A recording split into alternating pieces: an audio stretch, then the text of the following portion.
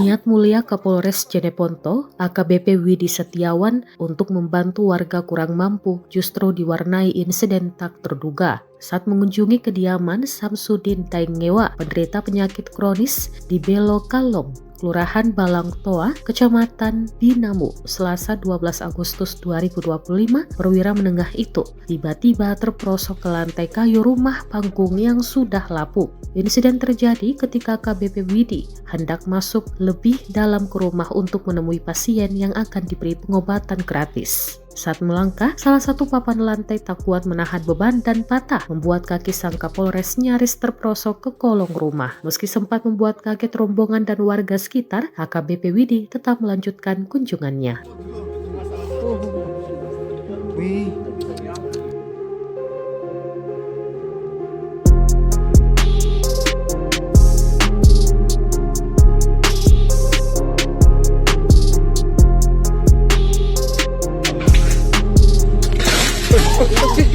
Bapak, ambil bapak.